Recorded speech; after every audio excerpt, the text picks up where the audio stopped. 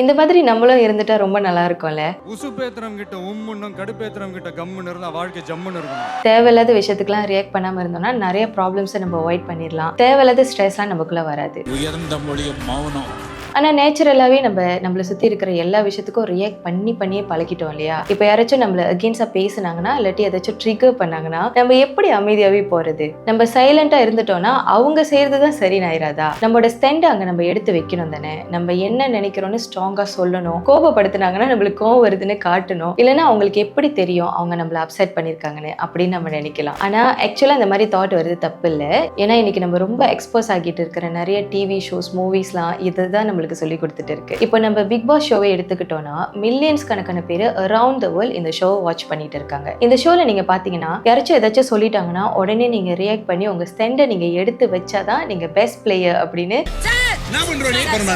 இந்த உலகத்துக்கு இந்த ஷோ சொல்லி கொடுத்துட்டு இருக்கு. நிறைய மூவிஸ்ல எல்லாம் கூட பழி வாங்குறது தான் மெயின் ஸ்டோரியா காட்டிட்டு இருக்காங்க. ஈவன் தமிழ் படத்துல வர கோஸ்ட் கூட பழி தான் வாங்கிக்கிட்டு இருக்கு. That's very sad. ஆனா இதெல்லாம் கொஞ்சம் தள்ளி வச்சுட்டு ரியாலிட்டியை நீங்க பாத்தீங்கன்னா நம்ம எல்லாத்துக்குமே ரியாக்ட் பண்ணி நம்ம சரின்னு நம்ம ப்ரூஃப் பண்ணி நம்ம என்னதான் பண்ண போறோம்? அப்படியே நம்ம ரியாக்ட் பண்ணி நம்ம தான் சரின்னு ப்ரூஃப் பண்ணிட்டானோ எத்தனை பேரு நீங்க சரி நான் தப்புன்னு அக்செப்ட் பண்ணி ரிக்ரெட் பண்ண போறாங்க? மோஸ்ட்லி நம்ம தோத்துட்டுமே நம்ம ஸ்டெண்டை எடுத்து வைக்க முடியலன்னு அடுத்த அட்டாக் எப்போ பண்ணலான்னு தான் காத்துட்டு இருக்க போறாங்க. நம்மளை குறை சொல்லணும்னு நினைக்கிறவங்க, ஆர்கியூ பண்றதே ஒரு வேலையா வச்சுட்டு இருக்கிறவங்க கிட்டலாம் எவ்வளவுதான் நம்ம சரின்னு ப்ரூஃப் பண்ணிக்கிட்டே இருக்கிறது?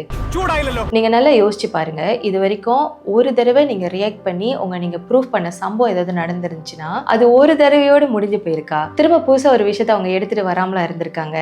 ஸோ குறை சொல்கிறவங்க சொல்லிகிட்டே தான் இருப்பாங்க, ட்ரிகர் பண்ணுறவங்க ட்ரிகர் பண்ணிகிட்டே தான் இருப்பாங்க. இவங்ககிட்ட நம்ம ரியாக்ட் பண்ணிகிட்டே இருந்தால் அதை ஆயுள் ஃபுல்லாக நம்ம பண்ணிக்கிட்டே இருக்க வேண்டியதாக இருக்கும். ஆனால் இதுவே எல்லா விஷயத்துக்கும் தேவையில்லாமல் ரியாக்ட் பண்ணுறதை நீங்கள் ஸ்டாப் பண்ணிவிட்டு காமாக ஹேண்டில் பண்ண கற்றுக்கிட்டிங்கன்னா நிறைய இடத்துல ப்ராப்ளம்ஸ் அதுவாகவே தன்னால் சால்வ் ஆகிரும். உங்களை ட்ரிகர் பண்ணுறவங்களுக்கும் அவங்க காமாகி அவங்க பண்ணதை நினச்சி பார்க்கறதுக்கு ஒரு ஸ்பேஸ் கிடைக்கும். இதனாலே தேவையில்லாத ஸ்ட்ரெஸ்க்குள்ளே நீங்கள் போகாமல் இருப்பீங்க. ஒரு ஃபேமஸான கோட் என்ன சொல்லுதுன்னா, நம்மளோட மைண்ட் ஒரு தண்ணி மாதிரி, அதுல டர்புலண்ட் கொந்தளிப்புலாம் வந்துச்சுன்னா கிளியரா அதை நம்மளால பார்க்க முடியாது. ஆனா தண்ணி காமா இருக்கிறப்பதான் அது கிளியரா இருக்கும். ஸோ உங்க மைண்டை காமா நீங்க வச்சுக்க பழகுனீங்கன்னா தெளிவோட எல்லா விஷயத்தையும் அழகா உங்களால ஹேண்டில் பண்ண முடியும். ஆனா என்னை கடுப்பேத்திக்கிட்டே இருக்காங்க மை லாட், எப்படி நான் ரியாக்ட் பண்ணாம இருக்கிறது அப்படின்னு நீங்க கேட்டீங்கன்னா அதை பத்தி தான் இந்த வீடியோல நம்ம தெளிவா தெரிஞ்சுக்க போறோம். உங்களை ட்ரிகர் பண்ற சிச்சுவேஷன்ல உங்களை காமா வச்சுக்கிட்டு அதை நீங்க சரியா மேனேஜ் பண்ணதுக்கு ப்ராக்டிக்கலா நீங்க என்னெல்லாம் பண்ணலாம் அப்படின்னு சில இன்ட்ரெஸ்டிங்கான விஷயங்களை சயின்டிபிக் எவிடன்ஸோட இந்த வீடியோ நம்ம தெரிஞ்சுக்க போறோம். ஸோ இந்த வீடியோவை கடைசி வரைக்கும் பாருங்க. இந்த மாதிரி செல்ஃப் டெவலப்மெண்ட் வீடியோஸ்லாம் உங்களுக்கு வந்து செய்யணும்னா இந்த சேனலையும் சப்ஸ்கிரைப் பண்ணிக்கோங்க. ஸோ இப்போ ஒரு கஷ்டமான சுச்சுவேஷன் வருது, உங்களை ரொம்ப ட்ரிகர் பண்ணுது, நீங்கள் உடனே கோவப்படணும், அவங்கள திட்டணும், ஆர்கியூ பண்ணணும்னு உங்களுக்கு தோணுச்சுன்னா அந்த டைமில் நீங்கள் காம் ஆகிறதுக்கு ஃபர்ஸ்ட் சொல்யூஷன் ஒரு பவுஸ் உங்களுக்கு நீங்களே கொடுத்துக்கிறது தான். உங்களை யாராச்சும் ட்ரிகர் பண்ணாங்கன்னா கொஞ்ச நேரம் டைம் கொடுங்க, தோ வந்துடுறேன் அப்படின்னு ஒரு சின்ன பிரேக் எடுத்துக்கோங்க. இதை நான் ஜோக்காக சொல்ல, என்னோட ஒரு ஃப்ரெண்ட் எப்போதுமே இது பண்ணுவாங்க and it works really well. ஃப்ரெண்ட்ஸ்குள்ள ஏதாச்சும் மிஸ் அண்டர்ஸ்டாண்டிங் வந்துச்சுன்னா எல்லாரும் அவங்களோட ஸ்டாண்டை சொல்லிக்கிட்டு இருப்பாங்க. இவங்க மட்டும் எப்போதுமே கொஞ்சம் டைம் கொடுங்க, திரும்ப பேசலாம் அப்படின்னு சொல்லுவாங்க. அது அவங்கள மட்டும் இல்லை, எல்லாரையும் கொஞ்சம் நேரம் அமைதியாக ஆக்கும். கொஞ்சம் டைம் எடுத்து ரிஃப்ளெக்ட் பண்ணி தெளிவாக பொறுமையாக அவங்களோட ஒப்பீனியனை சொல்லுவாங்க. ஆர்கியூமெண்ட்ஸ்லாம் ஹீட்டாக போயிட்டு இருக்கிறப்போ உடனே அவங்களும் ரியாக்ட் பண்ணியிருக்கலாம், பட் அவங்க எப்போதுமே இந்த டெக்னிக்கை தான் யூஸ் பண்ணுவாங்க.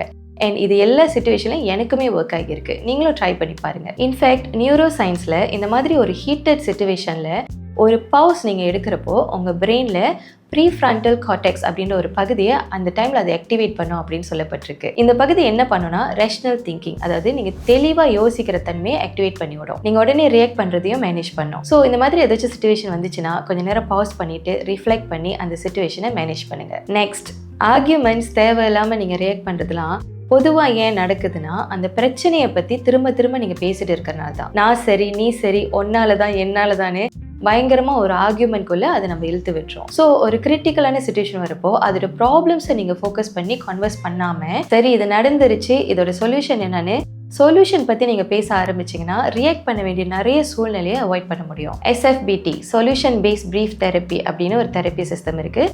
நார்மலாக இது கவுன்சிலிங் அண்ட் மென்டல் ஹெல்த்தை பூஸ்ட் பண்ணுறதுக்காக யூஸ் பண்ணுவாங்க. எப்போதுமே சொல்யூஷன் நம்ம ஃபோக்கஸ் பண்ணால் நிறைய ஸ்ட்ரெஸ்ஸை நம்ம அவாய்ட் பண்ணலாம் அப்படின்னு இந்த ஒரு கான்செப்டில் இருக்கும். இந்த அப்ரோச் இந்த சிச்சுவேஷனுக்குமே ரொம்ப யூஸ்ஃபுல்லாக இருக்கும். ஸோ கிரிட்டிக்கலான டைமில் யாராச்சும் அந்த பிரச்சனை பற்றியே பேசிக்கிட்டு உங்களை ப்ளேம் பண்ணி ட்ரிகர் பண்ணுற சுச்சுவேஷன் வந்துச்சுன்னா அந்த கான்வர்சேஷனை அழகாக சொல்யூஷனுக்குள்ளே நீங்கள் எடுத்து போகிறதுக்கு ட்ரை பண்ணி பாருங்கள். தேவையில்லாமல் ரியாக்ட் பண்ணி ரிக்ரெட் பண்ணுறதை நீங்கள் அவாய்ட் பண்ண முடியும். அடுத்ததாக, எந்த இடத்துல நம்மளோட மென்டல் ஹெல்த்தை நம்ம இழந்துட்டு இருக்குமோ அந்த இடத்துலேருந்து நம்ம விலகி வர்றது தான் ஒரு நல்ல சொல்யூஷனாக இருக்கும். ஸோ நம்மளோட பவுண்டரிஸை நம்ம சரியாக செட் பண்ணோன்னா நம்ம அதிகமாக நெகட்டிவாக ரியாக்ட் பண்ணுறதையும் நம்மளோட பீஸ் ஆஃப் மைண்டை இழக்கிறதையும் நம்மளால தவிர்க்க முடியும். இமோஷனல் இன்டெலிஜென்ஸோட நிறைய ரீசர்ச்சில் எந்த இடத்துல நம்மளோட இமோஷன்ஸும் மென்டல் ஹெல்த்தும் எஃபெக்ட் ஆகுமோ அந்த இடத்துல நோ சொல்கிறதும் விலகி வர்றதும் உங்களோட எனர்ஜியை பாதுகாக்க ஹெல்ப் பண்ணணும்னு ஹைலைட் பண்ணப்பட்டிருக்கு. யாருக்கிட்ட பேசினா நீங்கள் நெகட்டிவாக ரியாக்ட் பண்ணிக்கிட்டே இருக்கீங்களோ, எந்த சிச்சுவேஷன் உங்களை அதிகமாக ட்ரிகர் பண்ணுதோ, இது எல்லாத்தையும் நீங்கள் ஐடென்டிஃபை பண்ணி ஒரு லிமிட்குள்ளே நீங்கள் இது எல்லாத்தையும் வச்சுக்கிட்டீங்கன்னா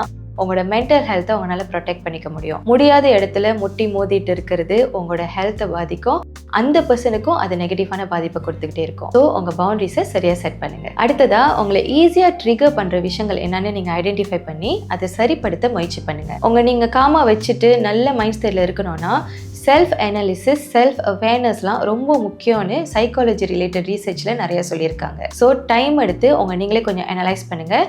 நீங்கள் நேச்சுரலாகவே ஒரு சென்சிட்டிவான பர்சனாக இருக்கலாம், அதிகமாக கோவப்படுறவராக இருக்கலாம். எதெல்லாம் உங்களை கோவப்படுத்துது, ஈஸியாக ஹர்ட் பண்ணுதுன்னு ஃபைண்ட் அவுட் பண்ணுங்கள். உங்களை ஸ்ட்ராங்காக வச்சுக்கிறதுக்கு ப்ராக்டிஸ் பண்ணுங்கள். நீங்கள் ப்ராக்டிஸ் பண்ண எந்த ஹேபிட்டுமே உங்களால் மாற்றி அமைக்க முடியும். ஏதாச்சும் ட்ரிகர் வரப்பெல்லாம் நீங்கள் நெகட்டிவாக ரியாக்ட் பண்ணாமல் இருக்கிறதுக்கு என்னெல்லாம் பண்ணலான்னு டிசைட் பண்ணுங்கள். ஏர்லியாக நீங்கள் மைண்ட் செட் பண்ணிட்டீங்கன்னா அந்த சிச்சுவேஷன் வரப்போ இம்பல்சிவாக நீங்கள் ரியாக்ட் பண்ணுறது குறையும். ஏன்னா நீங்கள் மைண்ட் செட் பண்ணுறப்போ அதை டீப்பாக உங்களுக்குள்ளே ரெஜிஸ்டர் பண்ணியிருப்பீங்க.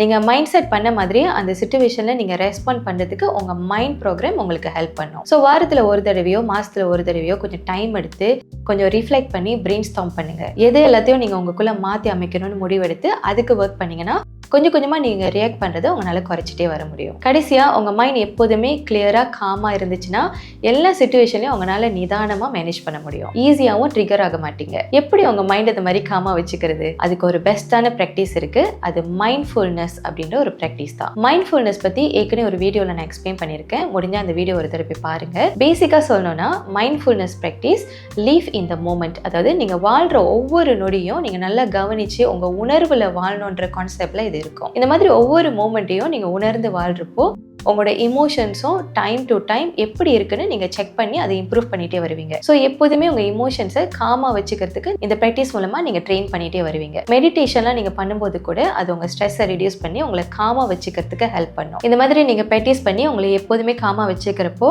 நெகட்டிவான சிச்சுவேஷன் வரப்போ நெகட்டிவாக இம்பல்சிவ் ரியாக்ஷன் பண்ணாமல் உங்களை மேனேஜ் பண்ணிக்க முடியும். ஸோ இன்றைக்கி இந்த வீடியோவில் தேவையில்லாமல் எல்லாத்துக்குமே ரியாக்ட் பண்ணி உங்கள் மென்டல் ஹெல்த்தை நீங்கள் இழக்காமல் இருக்கிறதுக்கு நீங்கள் என்னெல்லாம் பண்ணலாம் அப்படின்றத பற்றி நம்ம தெளிவாக தெரிஞ்சுக்கிட்டோம். நம்மளை சுற்றி என்ன நடந்தாலும் இந்த மாதிரி சின்ன சின்ன ஸ்டெப்ஸ்லாம் நம்ம எடுத்து நம்மளை கரெக்டாக மேனேஜ் பண்ணி வச்சுக்கிட்டோம்னா எந்த சிச்சுவேஷன்லையுமே நம்மளை ப்ரொடெக்ட் பண்ணிக்க முடியும். இந்த ப்ராக்டிஸ்லாம் உடனே பண்ணுறதுக்கு நீங்கள் ஸ்டார்ட் பண்ணுங்கள்.